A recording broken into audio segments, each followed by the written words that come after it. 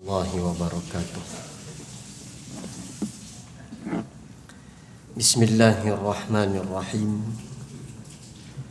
Alhamdulillahi rabbil alamin.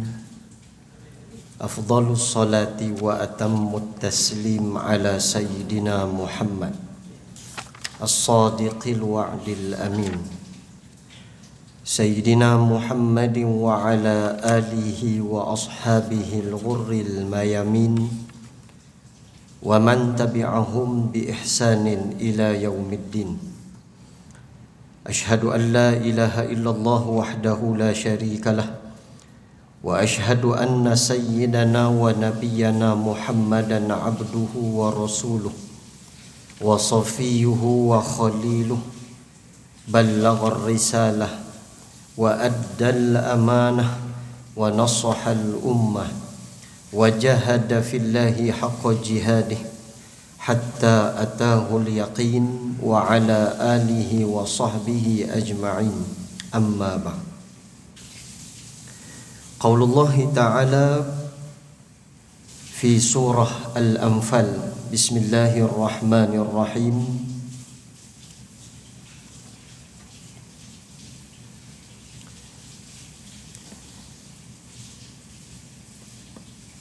وَإِذْ يَمْكُرُ بِكَ الَّذِينَ كَفَرُوا لِيُثْبِتُوكَ أَوْ يَقْتُلُوكَ أَوْ يُخْرِجُوكَ وَيَمْكُرُونَ وَيَمْكُرُ اللَّهُ وَاللَّهُ خَيْرُ الْمَاكِرِينَ. Allah berfirman di dalam surah Al-Anfal pada ayat yang ke-30 yang bermaksud, dan ingatlah ketika orang-orang kafir itu memikirkan tipu daya terhadapmu wahai Muhammad, untuk menangkap dan memenjarakanmu atau membunuhmu atau mengusirmu. Mereka membuat tipu daya dan Allah Subhanahu wa ta'ala menggagalkan tipu daya itu. Allah Subhanahu wa ta'ala adalah sebaik-baik pembalas tipu daya. Surah Al-Anfal ayat yang ke-30.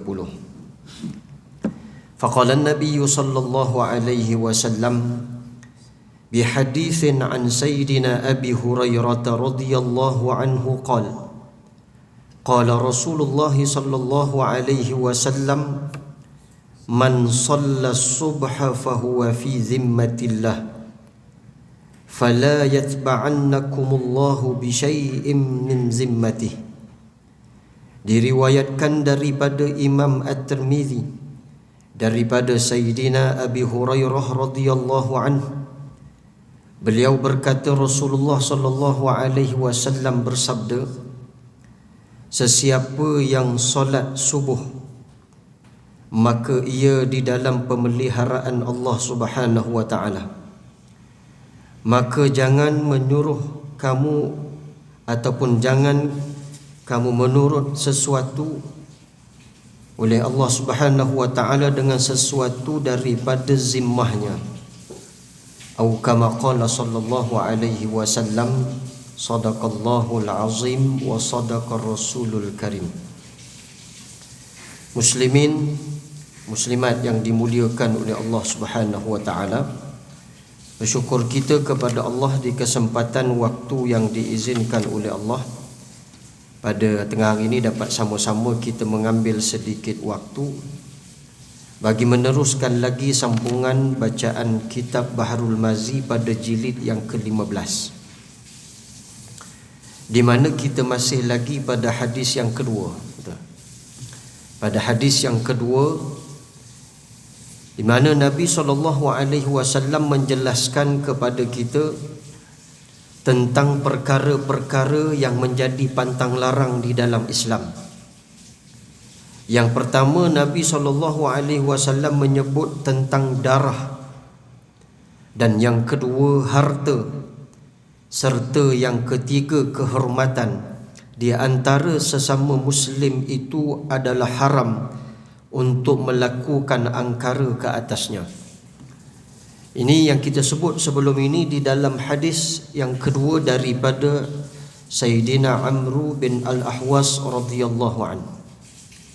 Tuan-tuan muslimin muslimat yang dimuliakan oleh Allah Subhanahu wa taala, Islam ini adalah satu agama yang sangat mulia, dan Islam itu menjaga segala-galanya, harta, darah dan kehormatan.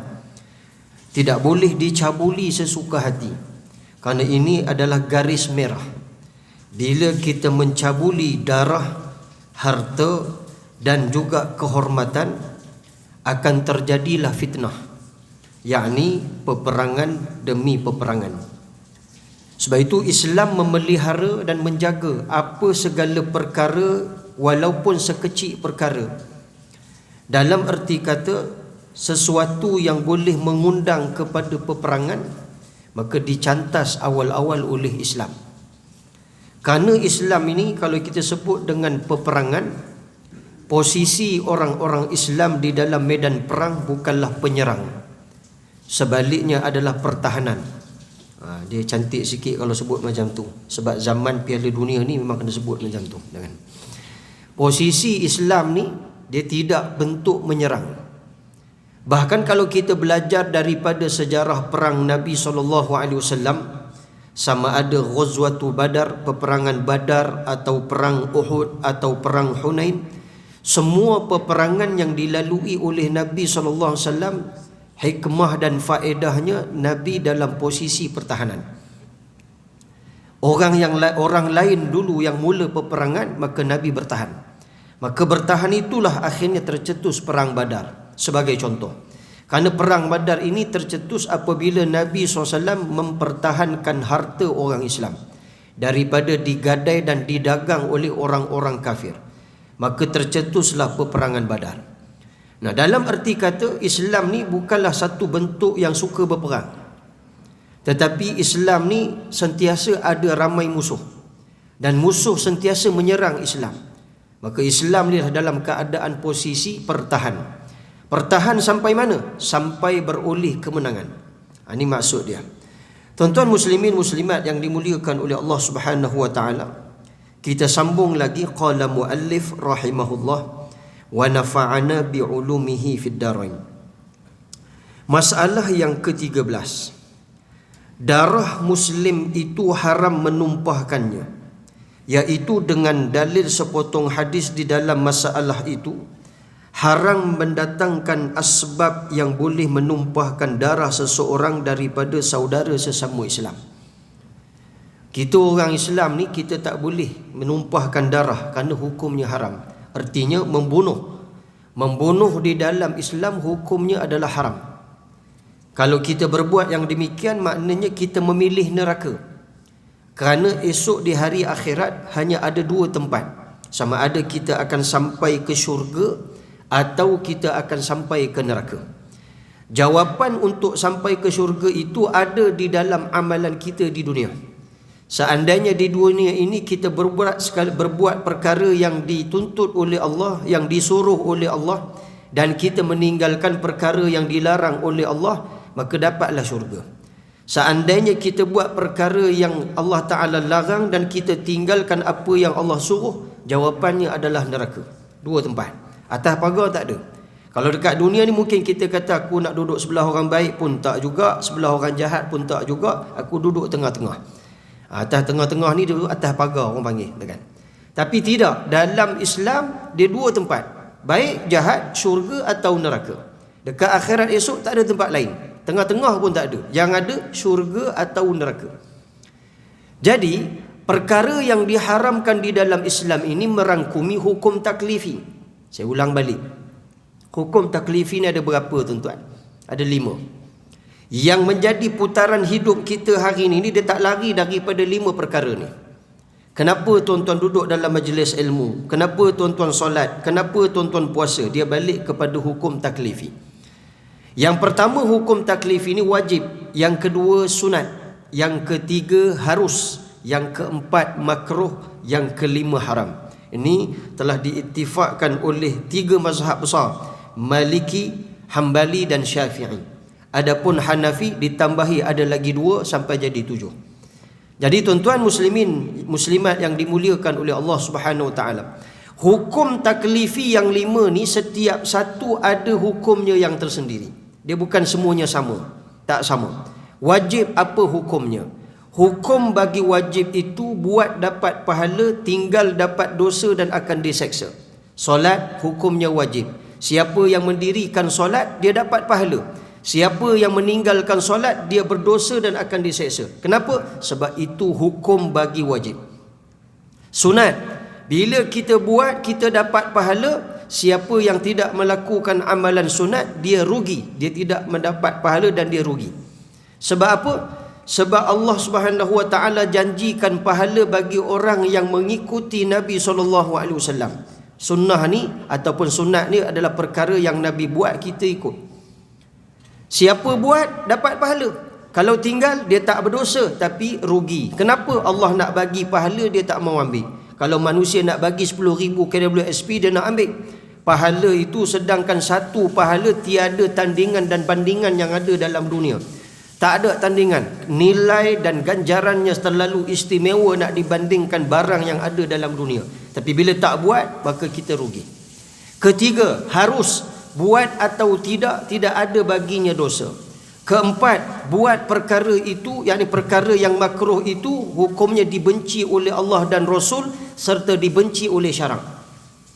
Haram, lawan bagi wajib.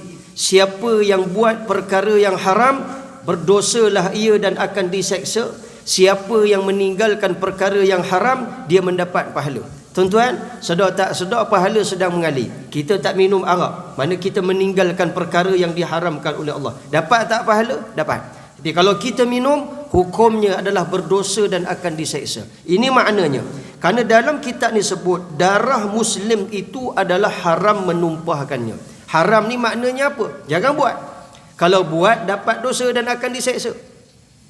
Kerana itu yang diajar dalam Islam. Kalau kita nak bergaduh masing-masing, nak tunjuk belang, nak tunjuk hebat, kita bukan hebat. Tuan-tuan, kita semua tak hebat. Kenapa kita nampak hebat? Kerana kita bersatu padu, berganding bahu. Sebab itu kita nampak kita hebat. Tapi pada hakikatnya kita seperti ranting di tayar. Dulu kan basikal zaman dulu, dia ada banyak ring tayar tu kan. Buang semua ring tu, tinggal satu je. Rasa-rasa berjalan tak tayar tu kan. Tak jadi tayar pun. Tak kuat pun. Lemah kita ni. Kenapa dia jadi tayar yang kuat? Kerana ring itu banyak. Digabungkan semua ring-ring jadi satu tayar, siap boleh gendong orang lagi. Maksudnya apa? Itu sebenarnya yang nampak kita hebat. Sebab kita berganding bahu dan bersatu padu. Tuan-tuan muslimin muslimat yang dimuliakan Allah, bila dah berlaku sampai ke tahap pertumpahan darah, maka ini yang akan menjadi masalah. Sebab fitnah ni dia tak akan pernah surut. Tuan-tuan, kita akan baca nanti satu hadis, nanti kalau panjang umur, ada dalam kitab ni, ataupun tuan-tuan pencen awal kan. Antara tu je. Dalam kitab ni ada sebut peristiwa yang akan terjadi menjelang hari kiamat. Ketika mana Khalifah Al-Mahdi dibai'ah di hadapan Kaabah. Ketika Imam Mahdi dibai'ah di hadapan Kaabah, dan Imam Mahdi mendapat sokongan dan membina kekuatan di Mekah. Dan pada ketika itu muncul satu pasukan orang Islam yang dinamakan As-Sufyani untuk berlawan dengan Imam Mahdi di Mekah. Orang Islam tapi jahat. Nampak tak? Dia kalau tengok fitnah ni, saya sebut kalau Iran lawan Amerika dan Israel itu normal. Yang tak normalnya Islam lawan Islam. Yang ni tak normal. Dan inilah fitnah yang kita kena tahu. Menjelang kemunculan Khalifah Imam Mahdi, setelah Imam Mahdi muncul nanti, akan muncul satu pasukan daripada Harasta. Dan nama pasukan tentera ini As-Sufyani. Ini tentera Islam. Dia muncul daripada Syam. Dan pergi mereka itu untuk memerangi Khalifah Al-Mahdi di Mekah. Sesampai mereka itu di Baida, Nabi sebut فَإِذَا جَاءَ بِبَيْدَا, sampai mereka di satu kawasan tanah yang lapang di antara Mekah dan Madinah. Yukhsafu bi awwalihim wa akhirihim. Nabi kata kesemuanya dibalak oleh Allah, ditelan bumi. Pasal orang Islam ni patutnya berkasih sayang, tapi dia tak ada sifat itu.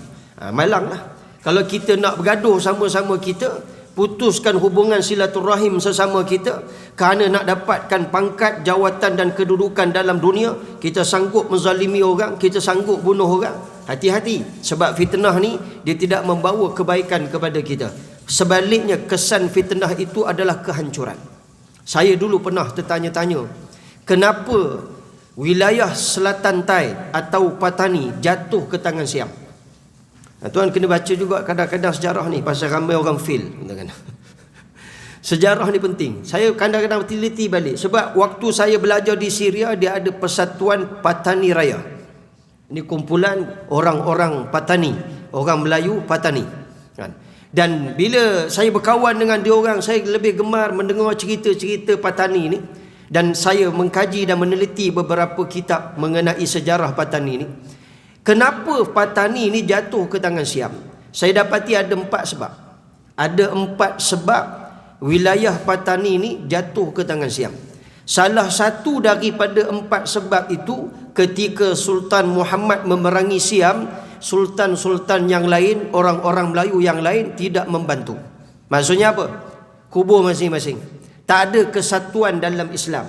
Tak ada orang kata kemasyarakatan dalam Islam. Sebaliknya, membiarkan Sultan Muhammad berperang dengan Siam, akhirnya jatuhlah Empire Patani. Jadi itu salah satu. Kalau sebutkan 4-4 tak cukup masa pada petang ni, tuan-tuan. Apa yang saya nak sebut, bahawa kalau kita berpecah belah, kita membunuh, maka dia tidak ada kekuatan dalam Islam. Itulah yang berlaku. Sebab itulah Allah Subhanahu Wa Taala balakkan pasukan Islam yang namanya As-Sufyani kesemuanya ditelan bumi. Pasal apa? Mereka nak membawa masalah di dalam Islam. Muslimin, muslimat yang dimuliakan oleh Allah. Maka fahamlah kita, membunuh di dalam Islam hukumnya adalah haram. Tak boleh buat. Bahkan Allah sebut dah dalam Quran bagi orang yang melakukan pembunuhan. Ya ayyuhalladzina amanu kutiba alaikumul qisasu fil qatla. Sebab tu saya katakan, kita ni kalau baca Quran jangan faham separuh, faham semua. Kalau puasa, ayat puasa dengan ayat qisas lebih kurang sama. Kenapa tuan-tuan berpuasa di dalam bulan Ramadan? Kerana ayat Quran di mana Allah sebut kutiba alaikumus siyamu kama kutiba alal ladzina min qablikum. Sebab ayat itu, maka akhirnya kita semua berpuasa dalam bulan Ramadan. Samalah juga ayat qisas. Allah sebut, wahai orang-orang yang beriman, kutiba alaikumul qisas, ay furida, difardukan ke atas kamu melaksanakan hukum qisas bagi mereka yang melakukan pembunuhan. Al-qatla, kutiba alaikumul qisasu fil qatla. Allah sebut dalam Quran surah Baqarah. Difardukan ke atas kamu menjalankan hukum qisas. Sebab apa? Membunuh dalam Islam hukumnya haram. Maka dia akan dilaksanakan hukum qisas. Bunuh dibalas bunuh. Ini yang kita sebut sebelum ni hadis yang pertama. Tuan-tuan lupalah tu. Hadis yang pertama, haram menumpahkan darah orang Islam melainkan 3 perkara. Saya ulang balik. 3 perkara. Ringkas. Yang pertama apa? Yang pertama, zina. Orang mukmin yang berzina, sabit kesalahan dia melakukan zina, dihukum rejam sampai mati. Rejam sampai mati itu adalah bunuh yang dibenarkan pada syarak. 2, apabila seseorang Muslim itu murtad, keluar daripada Islam, sabit kesalahan dia murtad, keluar daripada Islam, maka hukum bagi orang yang murtad di dalam Islam adalah dibalas ataupun dibunuh. Maka bunuh bagi orang yang melakukan pelaksanaan hukum orang yang murtad itu dibenarkan pada syarak. 3, iaitu orang yang membunuh dengan sengaja. Ni qisas lah ni, dibalas dengan bunuh. Kerana orang yang membunuh itu hukumnya dibalas bunuh, maka dibalas bunuh itu adalah bunuh yang dibenarkan pada syarak. Lain daripada tu tak boleh, hukumnya adalah haram. Dia geram dengan ustaz, lambat 5 minit dia nak bunuh ustaz. Cek ada tak 3 perkara ni. Mana tahu geram sangat kan. Cek 3 perkara ni ada ke tidak? Murtad ada ke tidak? Cek satu-satu. Zina ada ke tidak? Kata dia janganlah bunuh. Itu maksud dia. Sebab Islam menjaga perkara ni. Sebab bila berlaku pertumpahan darah, kesannya buruk. Buruknya apa? Akhirnya wilayah Selatan Tai jatuh di tangan Siam. Akhirnya apa jadi? Syria, oleh kerana bunuh-membunuh tu berlaku, maka tuan-tuan tengok berapa puluh tahun dia berhadapan dengan kesulitan, berdepan dengan rejim Bashar Assad. Kenapa? Sebab inilah. Sebab tak menjaga hukum Allah dengan sebaik-baiknya. Allah dah bagi tahu dah dalam Quran, dalam hadis. Sebab tu di dalam surah Al-Mulk, ketika penghuni neraka dibakar di dalam neraka, maka datanglah para malaikat lalu bertanya, alam ya'tikum nadhir, Dulu dekat dunia tak ada ke satu orang yang datang ke tempat kamu bagi tahu ini haram, ni halal. Tak ada ke satu orang di tempat kamu bagi tahu ni boleh buat, yang ni tak boleh buat. Tak ada ke seorang yang Nabi sampai kepada kamu? Tak ada ke seorang yang alim sampai kepada kamu? Tak ada ke satu ustaz yang sampai kepada kamu bagi tahu? Jawab ahli neraka dengan jujur, kerana mereka waktu itu berhadapan dengan seksaan api neraka. Mereka berkata, qalu bala, ada. Ada ustaz bagi tahu, tapi saya tak boleh terima ustaz ni pasal datang lambat. Ada contoh, tak ada dalam Quran, jangan cari tak jumpa, kan. Dia anti dengan ustaz, dia anti dengan ulama, dia tak boleh terima. Walhal dah bagi tahu, Quran dah bagi tahu, hadis dah bagi tahu haram, tapi dia nak buat juga. Jangan cari pasal. Kalau haram tetap haram. Tak boleh pergi cari satu ustaz menghalalkan apa yang diharamkan oleh Allah. Tak ada. Semua ustaz akan bagi jawapan haram tetap haram, halal tetap halal. Muslimin muslimat yang dimuliakan oleh Allah Subhanahu wa taala.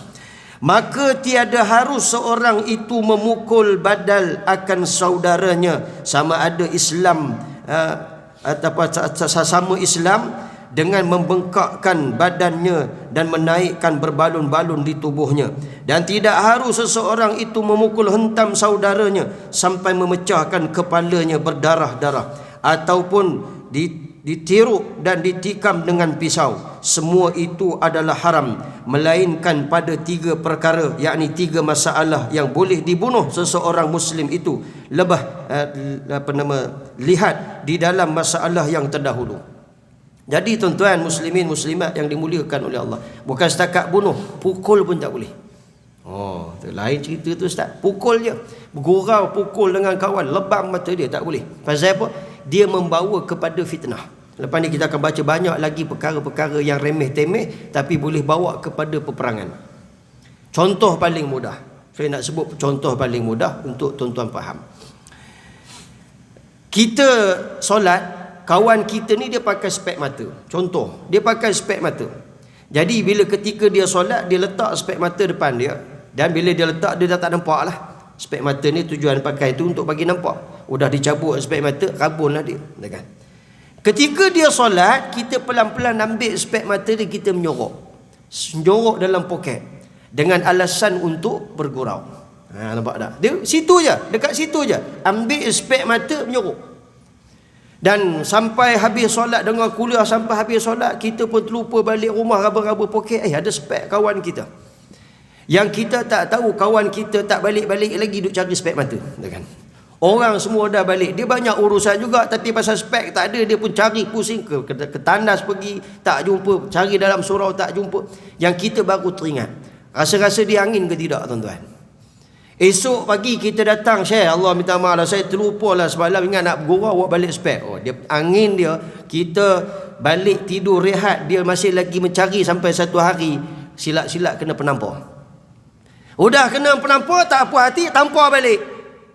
Contoh, udah tampar balik, tak puas hati, gomol gocor, habis. Seorang kalah, seorang menang. Dah tentu kalau 2 orang tengah berlawan, ada yang menang, ada yang kalah. Dia tak ada seri. Kalau seri ni ada masa tambahan.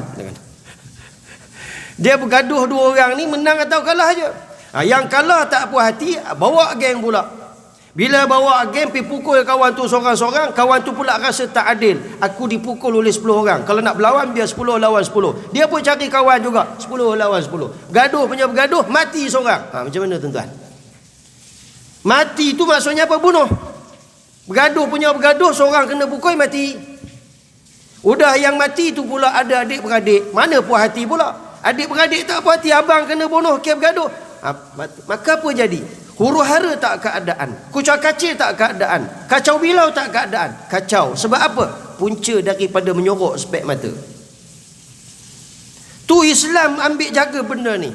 Jangan dipukul walaupun bergurau. Saya tolak saja-saja pergi tolak kawan tu, rupanya lebam kawan tu, tekan. Lebam tangan dia. Dia pun tak puas hati, esok dia pukul yang kita balik. Dah macam-macam jadi. Jadi sebab itu Islam kata tak boleh, hukumnya haram. Adapun mana-mana perkara yang boleh mengundang perkara pembunuhan dan peperangan, ditegah dan dilarang pada syarak. Tak boleh. Jangan buat tuan-tuan. Sebab tu dia kata tak boleh nak hentam, pukul. Lagi-lagi kalau dicucuknya pisau dekat perut kawan tu, memang tak ada harapan lah. Ini semuanya akan jadi bergaduh lebih besar, kan?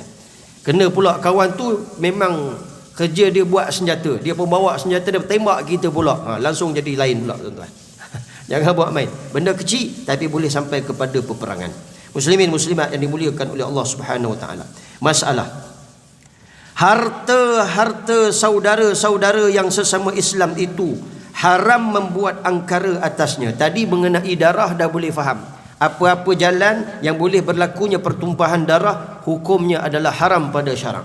Itu kena faham. Selesai masalah itu, dia bawa masalah yang kedua daripada hadis ini. Nabi sebut selain daripada darah adalah harta. Maka disebut harta sesama Islam ni pun haram kita melakukan angkara atasnya. Harta pun tak boleh. Tak boleh. Sebab tu dalam Islam, selagi bukan milik kita, kita jangan ambil. Itu masalah dia. Kena faham dekat situ. Dia ada fiqah bab luqatah. Luqatah ni atau luqtah, bab barangan yang tercicir. Kalau kita jumpa hukum barang tu barang apa, selagi dia bukan barang kita, jangan kita mengaku itu barang kita. Kalau dah jatuh dompet, beg duit tu ada 10,000 dalam dia, bukan duit kita, jangan pandai-pandai ambil. Jangan pandai-pandai ambil. Sebaliknya apa? Balik kepada hukum fiqah. Balik kepada siapa yang paling dekat situ, ketua kampung ke, tok imam masjid ke, untuk buat makluman bahawa ada barang yang tertinggal. Tu kalau nak balik kepada hukum fiqah. Nah, mana selagi mana harta tu bukan milik kita, jangan ambil. Ni perangai orang Melayu kita satu perkara. Hari Jumaat hilang kasut, kan? Hari Jumaat pergi semayang pakai kasut mahal, beli kasut jenama Camel, kan? Jenama kulit camel, pergi semayang letak elok-elok parking, keluar masjid dah tak ada kasut, kan? Hilang. Tu bukan kasut camel je hilang, slipper 20 sen ustaz pun hilang, kan? Saya pernah beli slipper dekat TikTok, harga dia 20 sen, kan? Ini promosi saya dapat daripada TikTok. Beli 20 sen. Saya ingat kitchen kasut ke apa, boleh bubuh kat kunci. Tengok memang betul kasut yang sampai, kan? Pakai pergi kuliah. Udah selesai habis kuliah, cari kasut tak jumpa. Yang 20 sen yang hilang, kan? Mujur Tok Siak ada. Tok Siak kata, ustaz cari apa? Saya kata saya cari kasut tak jumpa. Tak apa ustaz, dekat sini memang selalu hilang kasut. Bukan setakat selipar orang awam, selipar ustaz pun dikebasnya, kan? Nampak gaya kita ni dah tak faham mana satu harta kita dan mana satu bukan harta kita. Bahaya. Sebab dengan harta ni boleh jadi perang. Adik-beradik boleh sanggup membunuh, sihir, menyihir dengan sebab harta. Si mati telah meninggalkan harta, maka dibawa dalam Islam, anak lelaki dan anak perempuan ada beza pendapat ataupun beza yang mereka perolehi daripada harta pusaka. Allah sebut dalam Quran, walizakari mislu hazil unsayain. Anak lelaki akan dapat lebih satu ganda berbanding anak perempuan. Jadi si perempuan ni tak puas hati, abang dapat lebih. Apa yang dia buat? Dia cari tok dukun dekat ujung-ujung kampung. Ni abang aku ni, dia duk tarah duit waris si mati ni, kau jahanamkan hidup dia. Tonton tengok, dengan sebab harta, adik-beradik yang sepatutnya berkasih sayang pun boleh berlaku pembunuhan sesama mereka. Dan kita sudah belajar daripada sejarah pembunuhan manusia pertama dalam dunia. Jangan lupa, sejarah pembunuhan pertama manusia dalam dunia berlaku kepada siapa? Qabil dan Habil. Dua beradik bergaduh. Kedua-dua ni adalah anak Adam. Sebab apa mereka bergaduh? Sebab harta lah. Perempuan dan harta ini adalah perhiasan dunia. Perempuan ni bahagian daripada perhiasan dunia, harta. Jadi maksudnya sebab kerana abang dapat yang cantik, adik dapat yang tak cantik, bergaduh sampai akhirnya bunuh, ya, adik bunuh abang yang namanya Habil. Habil lalu dibunuh.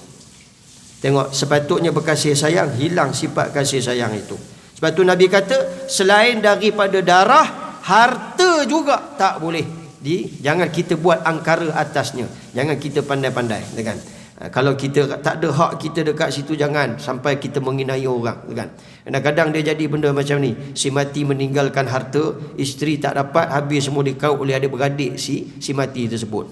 Pun jadi masalah ni, kan? Masalah pewaris harta ni kena belajar juga, tuan-tuan. Kalau tidak, kita akan menanggung derita bukan setakat di dunia, bahkan di hari akhirat. Di dunia tidak ada limpahan rahmat Allah ke atas mereka, tidak ada petunjuk dan hidayah Allah ke atas mereka. Di hari alam kita berada di alam barzakh pun kita akan menanggung derita. Bahkan kita ketika kita bangun daripada alam barzakh, menuju ke alam akhirat pun kita akan menanggung derita dengan sebab harta itu. Tuan-tuan, muslimin, muslimat yang dimuliakan oleh Allah Subhanahu wa taala.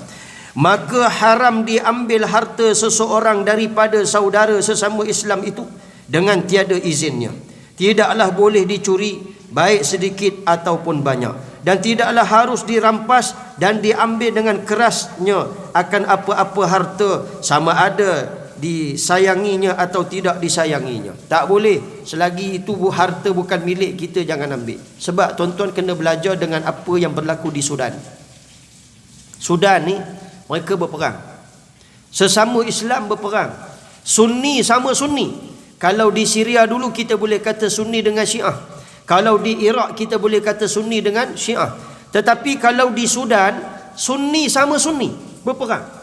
Kenapa berperang? Kerana hak mereka diambil oleh sebahagian negara-negara Arab luar. Maka Arab luar ni menjadikan sebahagian golongan Sunni di Sudan sebagai pro mereka, dan sebahagian negara Arab yang lain ambil pro Sunni yang lain sebagai bahagian daripada mereka. Akhirnya yang jadi mangsa adalah peperangan Sudan, kehancuran dan pembunuhan terus berlaku. Nampak tak? Punca daripada mana? Minyak. Minyak ni hartalah, galian bumi. Kerana Sudan ni dia ada minyak, tapi hasilnya tak dapat kepada rakyatnya. Maka bangkitlah rakyat dia untuk berlawan. Hak kami dinafikan.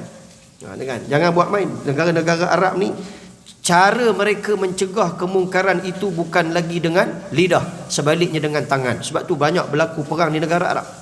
Sebab cara mereka keras. Mereka nak halang kemungkaran dan kezaliman itu dengan cara tangan mereka.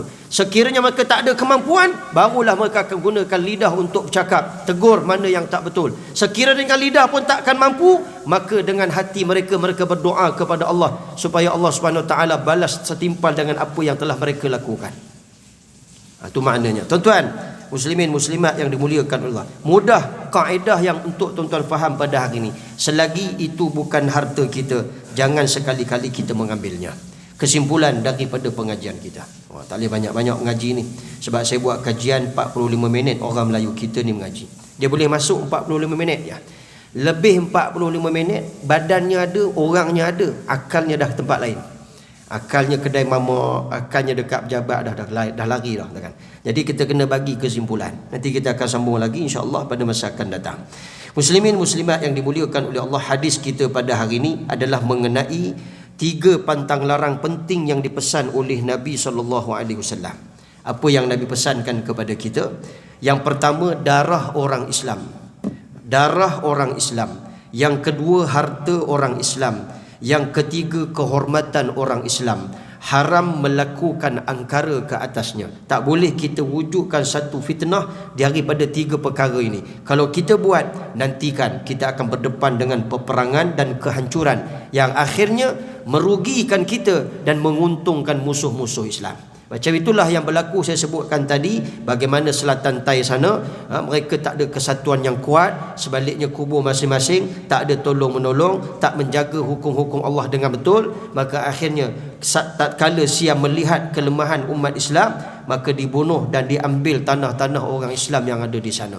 Jadi selatan Thai sudah terpisah daripada tanah Melayu yang namanya Malaysia.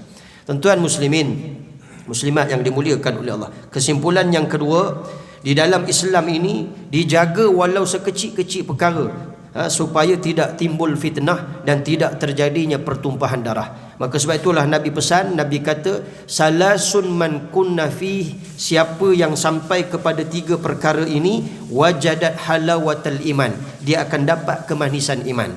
Salah satu daripada 3 perkara ni Nabi kata apa? Nabi kata mereka berkasih sayang dan bersaudara kerana Allah Subhanahu wa taala. Tak ada dalam hati rasa benci pun kepada sesama Islam. Tak ada rasa itu. Sebaliknya, dia memang berkawan kerana Allah. Tak kira orang tu macam mana perangainya, selagi mana dia Muslim, aku tetap berkasih sayang sesama Muslim. Tak ada kebencian itu. Kalau ada, segera buang. Sebab hari ini kita dapat tengok banyak perkara yang pelik-pelik. Sepatutnya orang Islam yang berkasih sayang, tetapi sayang orang Islam berbaik-baik dengan orang-orang yang kafir, tetapi tidak berbaik-baik sesama Islam. Ini tak betul keadaan ini. Sepatutnya sesama Islam kita kena berbaik-baik, duduk di bawah satu payung yang namanya Islam. Kalau apa pun keadaan kita berbeza pendapat, tapi yang pentingnya payung kita Islam. Sebab itu penting. Kenapa? Nak menjaga keharmonian. Kalau tidak, kita akan buat satu perkara yang luar biasa, tumpah darah hingga membawa kepada peperangan, wa'iyyazubillah. Kesimpulan yang terakhir, senjata yang paling ampuh untuk berdepan dengan fitnah akhir zaman adalah iman. Peliharalah iman. Sentiasalah menjaga hubungan kita dengan Allah Subhanahu wa taala. Moga-moga dengan itu Allah bagi kita kelebihan di dunia dan kemenangan yang sebenar di hari akhirat. Wallahu alam. Aqulu qawli hadza wa astaghfirullahal azim li wa lakum. Wassalamu alaikum warahmatullahi wabarakatuh.